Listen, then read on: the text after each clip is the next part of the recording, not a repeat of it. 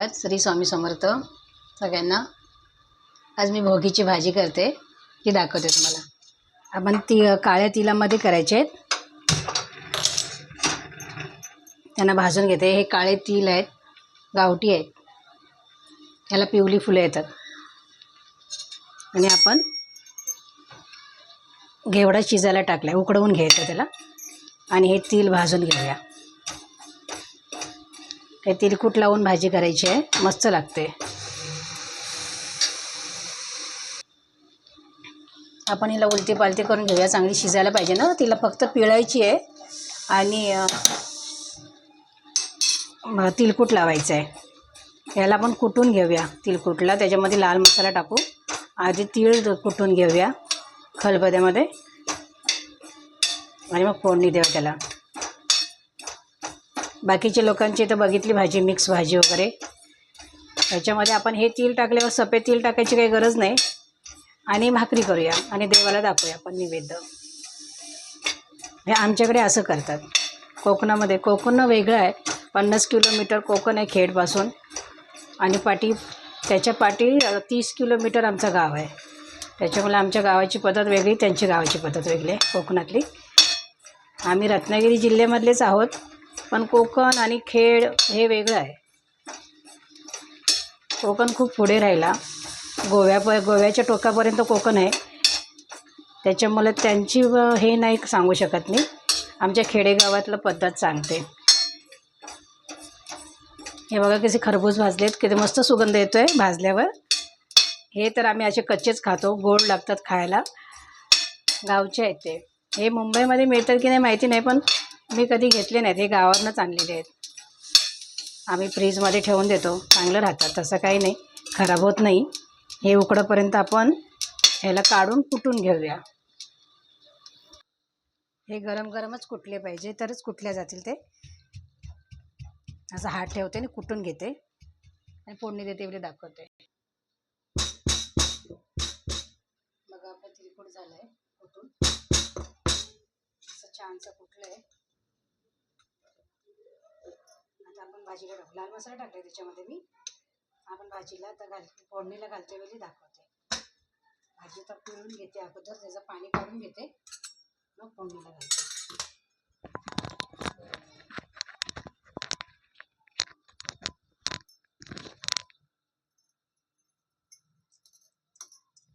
अगोदर हे सगळं साफ करून घेते, 2च मिनटं। मस्त गावठी गवार आहे इथे आमच्या नाक्यावरती, गावठी भाजीवाले येतात, वागणीच्या, बदलापूरच्या काय येतात, त्यांच्याकडनं घेतलेलं। गावची आहे ती, एकदम असे मार्केटची नाही आहे, गावठी आहे गवार। तर हे जरा थंड झालं ना की मी मसाला भाजून घेते, पाणी काढते ह्याच्यामध्ये आणि पिळून घेते त्याला। लोक म्हणजे ह्याचं सत्व काढून टाकते, पण नाही, तिला पिळल्याशिवाय ती चांगली नाही लागणार। तिलकुटमध्ये करायचे ना, आपल्याला रस्सा नाही करायचा, त्याचा सुका करायचा आहे। त्याला लसूण वगैरे काही टाकायचे नाही, फक्त लाल मसाला घेऊन कुटायचं आहे, तिलकुट करायचं आहे त्याचा। तिलकुट केलं आहे बघा, झालं आहे तिलकुट। आता आपण तेल टाकून त्याला थोडा मसाला तेलामध्ये फ्राय करू आणि भाजी फोडणीला घालू। भाजी सोडू त्याच्यात, सोडून तेल जरा जास्त लागतं आणि तेलामध्येच परतायची आहे ना। 2 पळी तेल टाकते, 2 पळी तेल आहे, आणि ह्याच्यामधला आपण 2 चम्मच टाकणार आहोत। 2 चम्मच टाकल्याशिवाय त्याला चव नाही लागणार आहे। 2 चम्मच टाकून घेऊया। ह्याच्यातले थोडीशी पापडी आहे, ती खाते, घेवडा, गावठी याला घेवडाच बोलतात, आमच्याकडे त्याला घेवडा बोलतात, कारण की तो गावठीच आहे। बघा, इकडे काही पापडी बोलतात, श्रावणी घेवडा बोलतात, पण आम्ही त्याला घेवडाच बोलतो। तेल झालंय गरम, त्याच्यामध्ये मी 2 चमचे हे भरून मसाला टाकते तेलामध्ये। तेल भाजून घेते, तेलामध्ये मसाला चांगला भाजून घेते आणि 2 चमचे टाकले आणि भाजी सोडते। बघा किती छान भाजतंय, असं तेलामध्ये बुडबुडा होत्या थोडा।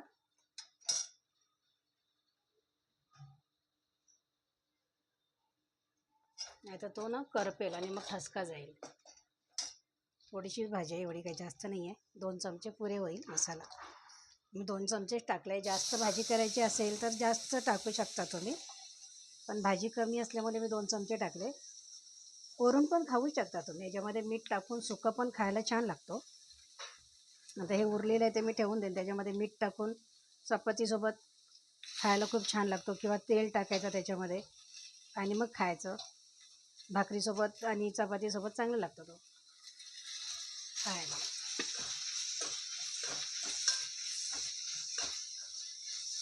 याच्यामध्ये कांदा टॅमॅटो काही नाही, लसूण पण नाही.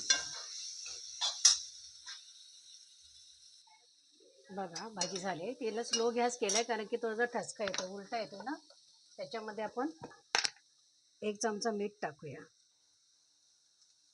1 आणि थोडा पाव टाकते.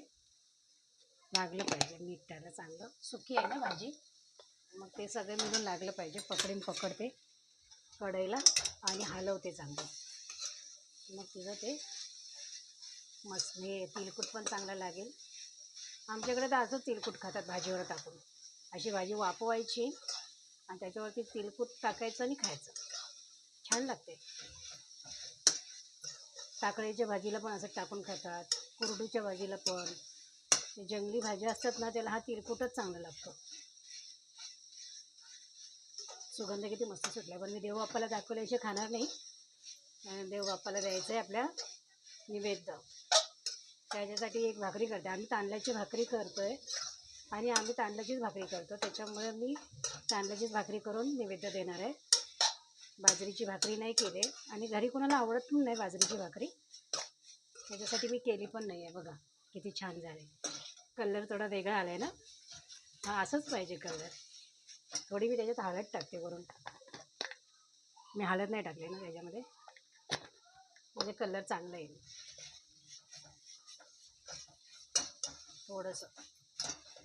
थोडीशी चेंज, म्हणजे तो थोडा पांढरा दिसतोय, तो थोडा पिवळा दिसेल. थोडी हळद टाकली आहे तर सुद्धा त्याला चांगलं छानसं मी तवसर भाकरी करते.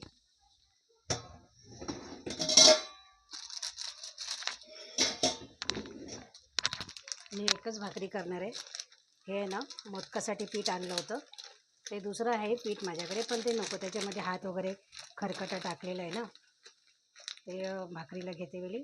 पण मी हा ह्याचाच घेते, पिशवीतलाच घेते. आणि हे थोडेसे तीळ त्याच्यावर टाकायचे आहेत आपल्याला. थोडेसे तीळ टाकायचे. छोटीशीच भाकरी करते फक्त देवबाप्पासाठी. बाकीच्या चपात्या करायच्याच आहेत आणि मी चपातीचं पीठ भिजवून ठेवलं आहे. बघा हे झाल्यावर मी चपातीचं पीठ करेन. तवा गरम करायला ठेवते. तो तीळ भाजलेलाच तवा आहे, गरम करायला ठेवला आहे. मी छोटीशीच भाकरी करणार आहे फक्त देवबाप्पासाठी. आणि घरी कोण खात नाही भाकरी, आणि उगाच भाकरी थापून ठेवून पण चांगलं नाही ना. बघा हळद टाकली होती म्हणून चांगलं थोडं ठेवलं होतं शिजण्यासाठी, पण ती भाजी चांगली झाली आहे. हे बघा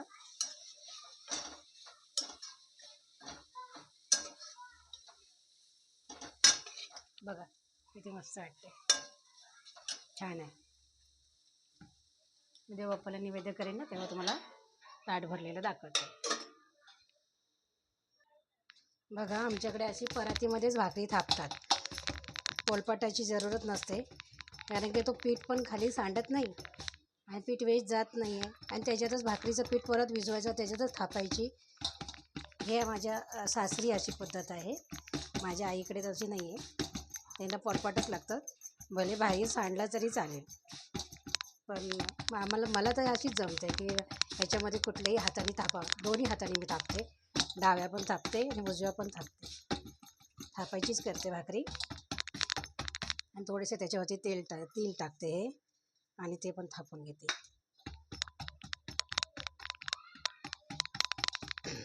भाकरी, तिळाची भाकरी आणि तिळाची भाजी. हां छान झालं. आता पण भाकरी शेकून घेतल्यावर चपाती करेन नंतर मी. चांगले थापले तीळ. आता ही भाकरी शेकली की देवबाप्पाला नैवेद्य द्यायचं. आता रात्रीचे झाले 8:30. पण आम्ही जेवतो 9:30पर्यंत. झालं.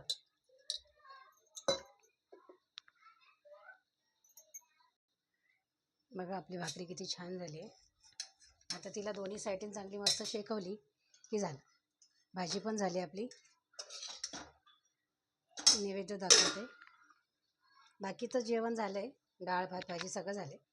आता फक्त भाकरी करायची होती आणि भाजी करायची होती. सकाळी तर आपली एक असं मुंबईच्या टाईपमध्ये एक भाजी झाली आमची. पण आमची एक पद्धत गावची म्हणून आज केले मी.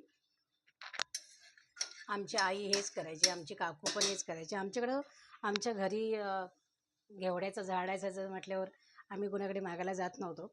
आमचे तीळ आमच्या घरचे, घेवड्याची भाजी आमची घरची. त्याच्यामुळे घरात काढायचं लगेच बनवायचं झालं.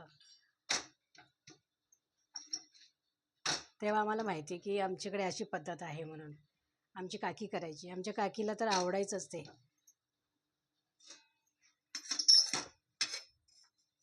सगळे सण साजरा करायची ती सगळं. एक ना एक सण कुठला चुकवत होते. सगळं साजरं करायची ते. तिला आवडायचं ते. भोगीचं सण, संक्रांतीचं सण, मकर संक्रांत. बघा भाकरी कशी टम्म फुगली, छान झाली. बघा भाकरी कशी चांगली झाली. मला वाटलं हातावरची भाकरी, उकडीची भाकरी नाही आहे तर थोडा काय प्रॉब्लेम होईल, पण नाही, मस्त झाली.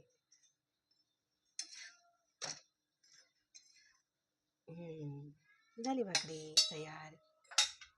आपण बाप्पाला आता नैवेद्य देऊया. असं अशी इथं भाकरी आणि उजव्या हाताला भाजी.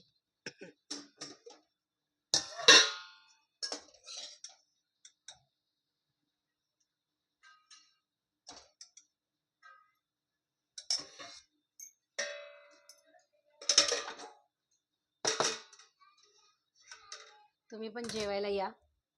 आपली मकर संक्रांतीची भोगीची भाजी आमच्या गावच्या पद्धतीतली कशी वाटली ती नक्की सांगा. आणि तुम्ही पण असं तिलकुट टाकून खा. मस्त आहे आणि खायला पण आवडेल तुम्हाला. या जेवायला तुम्ही.